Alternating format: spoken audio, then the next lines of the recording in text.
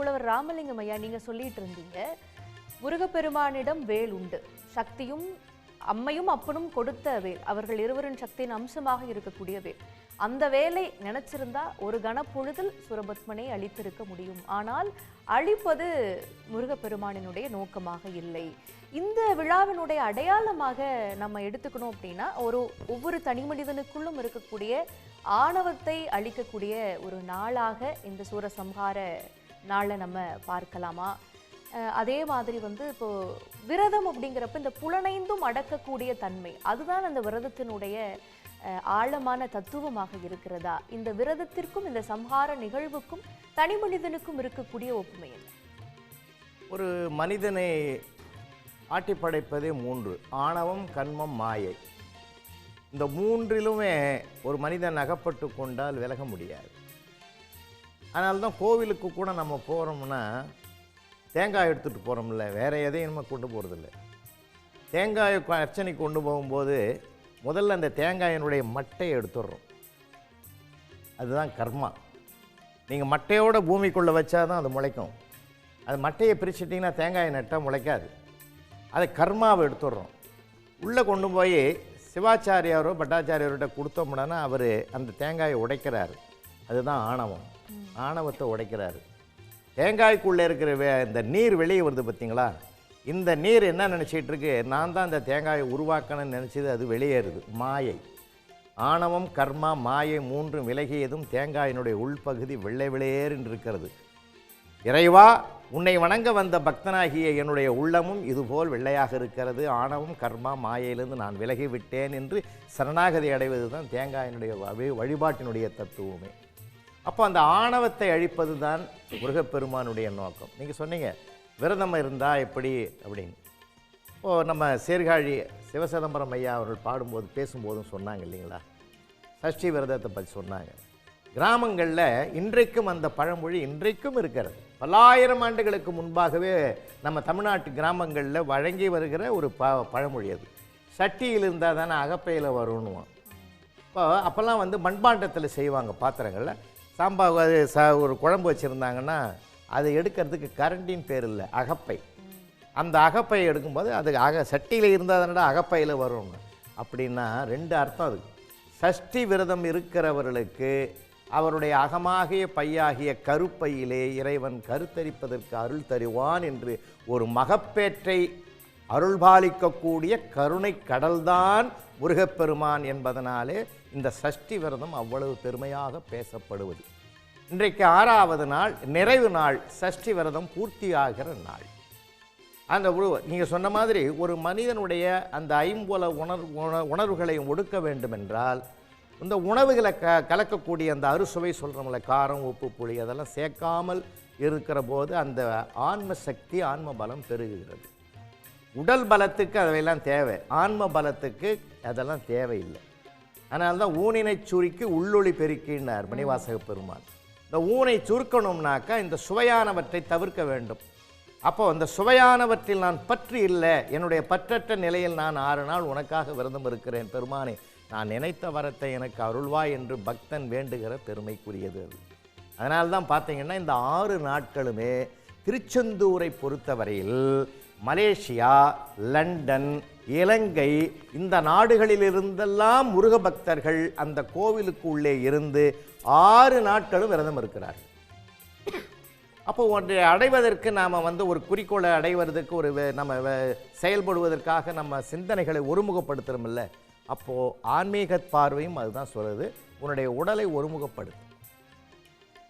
அப்போ அந்த அது அலைபாயும் எண்ணங்களுக்கு ஒரு முற்றுப்புள்ளி வைத்து அலைகடல் ஓரமாக இருக்கக்கூடிய வடிவேலனை மனதிலே உள்வாங்குவதற்குத்தான் இந்த சஷ்டி விரதம். அதுதான் அந்த விரதத்தினுடைய மிகப்பெரிய பயன். அதை லட்சக்கணக்கான பக்தர்களை நீங்கள் பாருங்கள். நீங்கள் சொன்ன மாதிரி அலையா தலையான்னு சொல்ல முடியாத அளவுக்கு கடல் அலைக்கும் மேலாக மக்கள் அலைகளை பெற்றிருக்கக்கூடிய ஒரு மகத்துவம். திரும்புகிற இடத்தமெல்லாம் பார்த்திங்கன்னா நிறைய பாதுகாப்பு, நிறைய அங்கே பாருங்கள், கோவில் வளாகம், திருக்கோபுரங்கள் எல்லாமே வண்ண விளக்குகளால் அலங்கரிக்கப்பட்டிருக்கக்கூடிய அழகு. திரும்புகிற திசையெல்லாம் மக்கள் கூட்டம். சொல்லப்போனால் மாவட்ட காவல்துறை கண்காணிப்பாளர் உள்ளிட்ட திருச்செந்தூர் காவல் துணை கண்காணிப்பாளர் உள்ளிட்ட 4000 காவல் சகோதரர்கள் இங்கே பாதுகாப்பில் இருக்காங்க. கடலோர காவல்துறையினரும் சேர்ந்திருக்காங்க. ஊர்காவலர் படையும் இதிலே இணைந்திருக்கிறார்கள். எவ்வளவு பெரிய பாதுகாப்பு! ஏன்னா எண்ணிக்கையில் அடங்காத லட்சக்கணக்கான மக்கள் கூட்டத்தை ஒரு கட்டுக்கோப்பாக வைத்து கடவுளுடைய கருணையை அவரவருக்கும் கிடைக்கக்கூடிய ஒரு சிறப்பினை அற்புதமாக ஏற்பாடு செய்திருக்கிறார்கள். நிச்சயமாக அந்த காட்சிகளையும் அதற்கான இன்னைக்கு இருக்கக்கூடிய ஏற்பாடுகளையும் கூட நீங்க விவரிச்சிட்டீங்க. சிவரஞ்சனி அவர்கள் அடுத்த ஒரு பாடலை பாட இருக்கிறாங்க, அதனோட தொடருவோம் நேரலைய. கண்டிப்பா. அடுத்த இந்த பாடல் வந்து பூவை செங்குட்டுவன் அப்படின்ற பாடலாசிரியர் எழுதியிருக்காங்க. ரொம்ப அற்புதமான வரிகளில் எழுதியிருப்பாங்க. அதாவது திருப்பரங்குன்றத்தில் நீ சிரித்தால், நீங்கள் கேள்விப்பட்டிருப்பீங்க, அந்த பாடல் தான். அது பாடலாம். திருப்பரங்குன்றத்தில் நீ சிரித்தால் முருகா, திருத்தணி மலை மீது எதிரொலிக்கும். திருப்பரங்குன்றத்தில் நீ சிரித்தால் முருகா, திருத்தணி மலை மீது எதிரொலிக்கும். திருச்செந்தூரிலே வேலாடும் திருப்புகழ் பாடியே கடலாடும். திருச்செந்தூரிலே வேலாடும் திருப்புகழ் பாடியே கடலாடும். திருப்பரங்குன்றத்தில் நீ சிரித்தால் முருகா, திருத்தணி மலை மீது எதிரொலிக்கும். பழனியிலே இருக்கும் கந்த பழம் நீ பார்வையிலே கொடுக்கும் அன்பு பழம். பழனியிலே இருக்கும் கந்த பழம் நீ பார்வையிலே கொடுக்கும் அன்பு பழம். பழமுதிர் சோலையில் முதிர்ந்த பழம். பழமுதிர் சோலையில் முதிர்ந்த பழம். பக்தி பசியோடு வருவோர்க்கு ஞான பழம். பக்தி பசியோடு வருவோர்க்கு ஞான பழம். திருப்பரங்குன்றத்தில் நீ சிரித்தார் முருகா, திருத்தணி மலை மீது எதிரொலிக்கும். இப்படி அறுபடை வீடுகளில் ஒரு படை வீடுக்குமே ஒரு சிறப்பு உண்டு. 6 குணங்களினுடைய அம்சமாக முருகப்பெருமான் இந்த 6 இடங்கள்லையும் அரசோற்றி வரக்கூடியதும் நாம் அறிந்த வரலாறு தான். ராமலிங்கம் ஐயா, இப்போ உல்லாச, நிராகுண, சல்லாப, இத, வினோத, யோகன்னு 6 குணங்களினுடைய அம்சமாக அறுபடை வீடுகளில் நின்று இந்த முருகப்பெருமான் மக்களுக்கு அருள் பாலிக்கிறார்.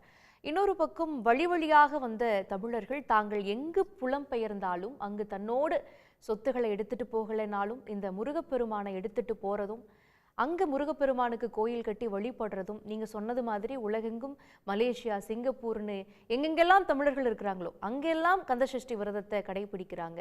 அங்கேயும் சூரசம்ஹார நிகழ்வுகள்லாம் இருக்கும். இப்போ இந்த நேரத்தின் அடிப்படையில் அவங்க அந்த சூரசம்ஹார நிகழ்வை வழிபடுவாங்களா, இல்லை அங்கங்கே இருக்கக்கூடிய அந்த சஷ்டி நாள் அந்த கணக்குகளில் வழிபடுவாங்களா? இதெல்லாம் நம்ம விவாதிக்கப்பட வேண்டிய ஒரு விஷயமா இருக்குது. அந்த பக்தர்களுடைய பக்தியை நீங்கள் எப்படி பார்க்குறீங்க? நான் லண்டனுக்கு 2 முறை பயணம் பண்ணியிருக்கேன். அங்கே 2 முறையும் முருகப்பெருமானுடைய ஆலயத்தில் பேசியிருக்கேன். அங்கே இருக்கிற தமிழர்கள், நிலம் பெயர்ந்து புலம் சேர்ந்திருக்கக்கூடிய தமிழர்கள் அனைவரும் சொல்லப்போனால் நம்ம தமிழ்நாட்டு பக்தர்களை விட மிகவும் ஈடுபாடாக அங்கே வணங்குகிறாங்க. சொல்லப்போனால் அங்கு நிலம் பெயர்ந்து புலத்தை சார்ந்திருக்கக்கூடிய அந்த தமிழர்களெல்லாம் சந்திக்கும் இடமாகவே திருக்கோயில் வளாகங்கள் இருக்கிறது. அப்போது அவர்கள் சந்திக்கிற மிகப்பெரிய ஒரு வளாகமாக கோயில்கள் இருக்கிறதுனால அந்த கோயில் மேம்பாடும் முருக வழிபாடும் விரதங்களும் தொடர்ந்து நடைபெறுகிறது. ஆண்டுக்கு ஒரு முறை நம்ம இங்கே பண்ணுற திருச்செந்தூரில் சூரசம்ஹார விழாவை சிறப்பாக பண்ணுற மாதிரி மாதந்தோறும் வருகிற சஷ்டி விரதத்தையிலும் தொடர்ந்து இருக்காங்க, இங்கேயும் இருக்கிறாங்க. ஆனால் வெளிநாட்டிற்கு வாழ்ந்து கொண்டிருக்கக்கூடிய, நான் சிங்கப்பூர் போயிருக்கேன், லண்டன் மற்றும் மலேசியா, இன்னும் சொல்லப்போனால் பத்துமலை முருகன் மலேசியாவில், பத்துமலை முருகன் அங்கே தைப்பூச விழா உலகத்திலே அதுபாரி விழா எங்கேயுமே நடக்காது. அப்படி லட்சக்கணக்கான தமிழர்கள் ஒன்று சேர்ந்து காவடி ஆட்டம், பால் காவடி, பன்னீர் காவடி, வேல் காவடி என்று அற்புதமாக மெய்சிலிர்க்க வைக்கக்கூடிய ஒரு விழாக்களை கையாளுறாங்க. அதனால் நீங்கள் சொன்னது அத்தனை உண்மை. இங்கிருந்து செல்கிறவர்கள் எதை எடுத்துக்கொண்டு போகாவிட்டாலும் இந்த ஆன்மீகத்தை கையில் எடுத்துக்கொண்டு போகிறார்கள். முக்கியமாக முருக வழிபாடு. ஏன்னா நான் ஆரம்பத்தில் சொன்னேன், 2000 ஆண்டுகளுக்கு முன்பாகவே வழிபாட்டில் இருந்த ஒரு தமிழ் கடவுள், குன்றுதோறும் விளங்கும் குமரக்கடவுள் என்பதே நம்முடைய வாசகம். சேயோன் என்று தொல்காப்பியத்திலே இடம்பெறுகிறது முருகப்பெருமானுடைய வழிபாட்டு முறை. அந்த குன்றக்குறவையை பற்றி சிலப்பதிகாரத்தில் இளங்கோவடிகள் 2ஆம் நூற்றாண்டிலேயே சிலப்பதிகாரத்தில் பாடி இருக்கிறார். அதனால் பரிபாடல்ல முருகப்பெருமானுடைய பெருமைகள் அத்தனையும் பேசப்படுகிறது. அப்போது நம்முடைய சங்க காலந்தொட்டு ஒரு வழிபாட்டுக்குரிய படைன்னு ஒரு நூலே முருகன் திருமுருகாற்றுப்படையே பாடியிருக்கிற ஒரு அழகு. உலகம் ஓப்ப வலைநெருப்பு தெரிதரு பலர்புகர் ஞாயிறு கடல் கண்டாங்குன்னு ஆரம்பித்து அப்படி ஒரு அற்புதமான ஒரு பக்தனை இன்னொரு பக்தன் ஆற்றுப்படுத்துவதாக பாடப்பட்டிருக்க பெருமை திருமுருகாற்றுப்படை. அப்படி சங்க இலக்கியங்களால், அதனால்தான் பாருங்கள், முல்லை, குறிஞ்சி, மருதம், நெய்தல், பாலை என்று 5 வகை நிலங்களாக தமிழன் பகுத்தான். ஒவ்வொரு நிலத்துக்கும் ஒரு கடவுளை ஏற்பாடு செஞ்சான். அதில் மலையும் மலை சார்ந்த பகுதிக்கு குறிஞ்சின்னு பேர். குறிஞ்சி தலைவனே முருகப்பெருமான் தான். குன்றுதோறும் விளங்குகிற குமரக்கடவுள். எல்லா மலையிலும் இருப்பார். வித்தியாசம் என்னன்னா, 60 படை வீட்டில் 5 படை வீடுகளிலும் குன்றுகளில் இருக்கிற முருகப்பெருமான் திருச்சீரலைவாய் என்று அழைக்கப்படுகிற திருச்செந்தூரில் மட்டும்தான் நிலப்பகுதியில் கடலோரத்தில் இருக்கிறார். அதுவும் ஒரு மலைப்பாங்கான ஒரு குன்று மாதிரியான சாற்று. ஆமாம், அது பாறைகள் சூழ்ந்திருக்கிற ஒரு பகுதி. அந்த இடத்தில் எழுந்தருளி இருக்கிறார். இது கொஞ்சம் ஒரு சிறப்பு. அதனால் எந்த இடத்தில் எடுத்துக்கொண்டாலும் சங்க இலக்கியத்திலிருந்து தமிழனோடு பின்னி பிணைந்திருக்க, ஏன் தமிழோடும் பின்னி பிணைந்த ஒரு தெய்வம் உண்டு என்றால் முருகப்பெருமான் தான். தமிழே ஆன தெய்வம். அதுக்கு ஒரு பெரிய பாடலே இருக்குது. அந்தமிகு சென்னியில் இலங்கு பன்னீர் விழியும் அகர முதலாக எண்ணி அலைகெடும் குறிலைந்தும் நெடிலேழும் ஆகிய அமைந்த உயிர் 12ஆய் சிந்தனைசை சென்னியோடு சேவகம் புரிகரமும் சேர்ந்து முப்பிரிவதாக செப்பிடும் வலியாறு மெலியாறு இடையாறு செய்ய 18 மெய்யாய் குந்தமெனும் அயிலொன்றும் ஆயுதமாய்க்கொண்ட குறைவிலா தமிழெழுத்தாய் கூறிடும் நின் பெருமை குவலையும் கூற எளிதோ திருச்செந்தூர் வடிவேலனேர் ஒரு அருமையான பாட்டே இருக்குது. தமிழே ஆன தெய்வம். ஒவ்வொன்று 12 கண்கள், 12 உயிரெழுத்துக்கள், 12 கரங்கள், 6 அது அந்த உருவங்களோடு சேர்த்து 18 மெய்யெழுத்துக்கள். வேல் ஆயுத எழுத்து. எப்படி உருவத்தையே உருவம் 6 முகங்கள், 12 கரங்களையும் சேர்த்து 18 மெய்யெழுத்துக்கள். இன்னொன்று பிரபஞ்சத்தின் ஒளியாக இருக்கக்கூடிய அந்த பிரணவமாகவும் முருகப்பெருமான் ஓங்கார ரூபன். ஓம் என்ற பிரணவம் அங்கதான் முருகப்பெருமானுடைய அது ஓங்காரம். இன்னும் சொல்ல போனால் திருச்செந்தூர் திருக்கோவிலுடைய வடிவமே நீங்கள் தூரத்திலிருந்து பார்த்தீங்கன்னா ஓம் என்ற வடிவத்தில் தான் இருக்கிறதாக பெரியவர்கள் சொல்கிறாங்க. ஓம் என்பது அகர உகர மகாரம் 3 சேர்ந்தது, அதுதான் ஓம். அந்த ஓம் என்பது கந்தசஷ்டி விழா கொண்டாடுகின்ற இடத்துல திருச்செந்தூரில் இருக்கக்கூடிய செப்பு தகட்டில் கந்தசஷ்டி கவதம், கந்தசஷ்டி பற்றி எழுதுகிற தகட்டில் நம்ம ஓம் என்ற பிரணவ மந்திரம் தான் பொறிக்கப்பட்டிருப்பதாக சான்று இருக்கிறது. அதாவது ஓம் என்பது இறைவனுடைய முருகப்பெருமானுடைய ஒரு வடிவம். ஓங்கார ரோபனாக அவன் இருக்கிறான்.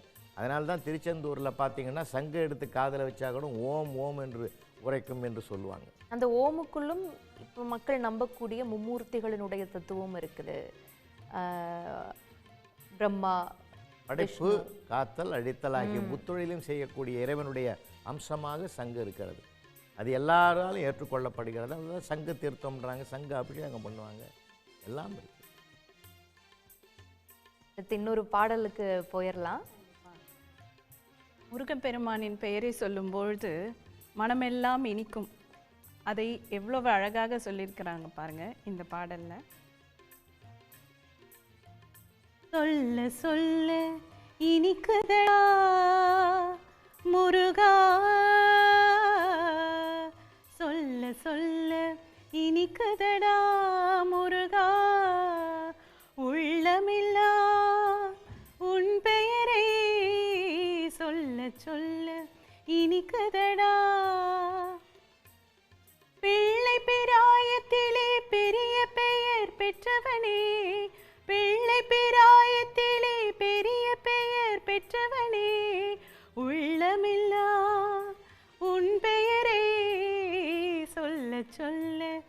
இனிக்குதடா முருகா.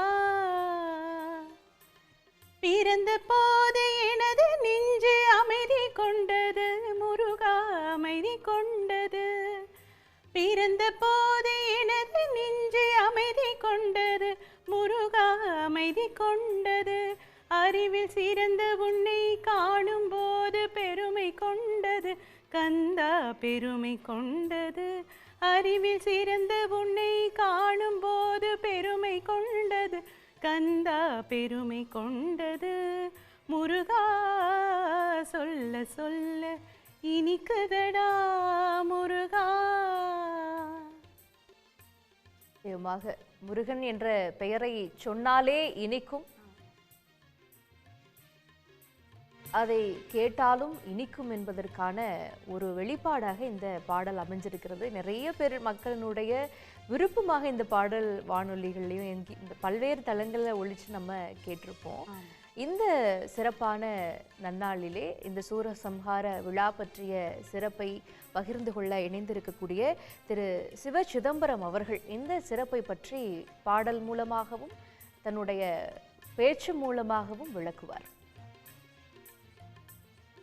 கந்த கடவுள் குடும்ப கடவுளாக இருக்கின்ற காரணத்தால், குடும்பத்தோடு இருக்கின்ற ஒரு செல்ல பிள்ளையாக கந்த கடவுள் இருக்கின்ற காரணத்தால், அண்ணன் விநாயகர் அனுகிரகித்து வினைகளெல்லாம் தீர்த்து தம்பியின் பக்தர்களுக்கு நல்ல வழியை காட்டுவார். அது மட்டுமல்ல, பெருமாளும் மகாலட்சுமியும் தன்னுடைய செல்ல மாப்பிள்ளைக்கு வேணுங்கிற பக்தருங்கிறதுனால அருளையும் பொருளையும் செல்வத்தையும் சௌபாகியங்களையும் வாரி வாரி அவர்கள் வழங்குவார்கள். பெற்ற தாய் தகப்பன் என்னுடைய மகனுடைய பக்தர்கள் என்கிற உரிமையோடு சிவனாரும் சக்தியுமையும் நம்மை காத்து சக்தியினை அருள்வார்கள். பிரமன் எல்லா வரங்களையும் தந்து சரஸ்வதி தாயின் கருணையோடு கல்வி செல்வத்தையும் படைக்கின்ற புதுமைகள் படைக்கின்ற ஆற்றலையும் தருவார். உன்னை ஒழிய ஒருவரையும் நம்புகிறேன், பின்னை ஒருவரை யான் பின் செல்லேன். பன்னிரு கை கோலப்பா வானோர் கொடிய வினை தீர்த்தருளும் வேலப்பா, செந்தில் வாழ்வே திருச்செந்தில் வாழ்வே திருச்செந்தில் வாழ்வே என்று உன்னை ஒழிய ஒருவரையும் நம்புகிறேன், பின்னை ஒருவரை யான் பின் செல்லேன் என்ற எண்ணத்தோடு முருகனின் திருப்பாதங்களை நம்பிக்கையோடு பற்றுகிறவர்களை அனைத்து தேவர்களும் உடன் இருந்து காத்து ரட்சிப்பார்கள் என்பது ஒருபுறம் இருக்க, முத்தமிழால் முருகனை அர்ச்சித்து போற்றி பாடி வேல்மாறல் மகாமந்திரத்தை சொல்லி அருணகிரிநாதரின் திருப்புகழை பாடி அருள் பெறுவதைப் போலவே அருணகிரிநாதர் ஒரு இடத்தில் பாடுகிறார். மொய்தாரணிகுழல் வள்ளியை வேட்டவன் முத்தமிழால் வைதாரையும் அங்கு வாழ வைப்போன். முத்தமிழால் வைதாரையும் அங்கு வாழ வைப்போன். முத்தமிழால் வைபவர்களையும் அவர் வைதாரையும் வாழ வைக்கின்ற கடவுள். இன்னா செய்தார்க்கும் இனியவே செய்கின்ற கடவுள் கந்த கடவுள். அருளை மனதில் நாம் சுமந்து கொள்கின்ற அளவு இடமில்லாமல் நாம் தவிக்கின்ற சூழலுக்கு அருளை வாரி வாரி வழங்குகின்ற வள்ளி மணாளரான வள்ளல் முருகக்கடவுள். முருகக்கடவுளின் திருப்பாதங்களை, அவரது திருத்தாளினை இந்த நல்ல நாளிலே நாம் பற்றி வழிபடுகின்ற போது நம் வினைகளெல்லாம் தீர்ந்து பகையெல்லாம் நம்மை விட்டு விலகி ஓடி அருளும் பொருளும் சகல செல்வங்களும் வீட்டுக்கு வீடு நிறைந்து இந்த படக்காட்சியை நேரலை ஒளிபரப்பை பார்க்கின்றவர்கள் வீடுகள் அனைத்திலும் சகல சுபிக்ஷங்களும் சகல செல்வங்களும் பெருகி அஞ்ஞான இருள் விலகி ஞான பண்டிதனின் முருகனின் திருவருள், தந்தைக்கே உபதேசித்த ஞான பண்டிதன் முருகக் கடவுள், அவரின் திருவருள் நம் இல்லங்களில் எல்லாம் நிறைந்து ஒரு மனதோடு. ஏன்னா இன்னைக்கு உலகத்தில் ஒரு பெரும் கூட்டம் இருந்தால் ஒரு தலைக்கு எவ்வளோ டிக்கெட்டு போடலாம் அப்படிங்கிற எண்ணம் எல்லாம் தோன்றக்கூடிய ஒரு உலகத்தில் அவற்றையெல்லாம் மீறி நம் உள்ளத்தில் வேலனை வைத்து இப்படி நம்ம தொலைக்காட்சியில் பார்க்குற மாதிரி நீங்கள் நேரில் போனால் கூட இந்த தரிசனத்தை இவ்வளவு நெருக்கமாக இருந்து இந்த காட்சிகளை கண்டு ரசிக்க முடியாது. அந்த வாய்ப்பினை சன் நியூஸ் தொலைக்காட்சி பக்தர்களுக்கு ஏற்பாடு செய்து தந்திருப்பது போற்றுதலுக்கும் பாராட்டுதலுக்கும் புண்ணியத்திற்கும் உரிய விஷயம். எல்லா விஷயம் நம்ம பல்வேறு விஷயங்களுக்காக பல்வேறு காரியங்களை, காரணங்களோ காரண காரியங்கள் என்று சொல்வார்களே, அதை வைத்து நாம் செய்யலாம். ஆனால் எந்தவித காரணமும் இல்லாமல் இந்த ஒரு காரியத்தை பக்தர்கள் தொலைக்காட்சியின் வாயிலாக அருள் பெற வேண்டும் என்ற ஒரே நோக்கத்தோடு தரிசனத்தை, முருகனின் தரிசனத்தை, முருகனின் அழகு முகத்தை, முருகன் கையில் ஒளிர்கின்ற வேலை, முருகனின் திருப்பாதங்களை, அது ஒன்றை பார்த்தா கூட போகிறோம்.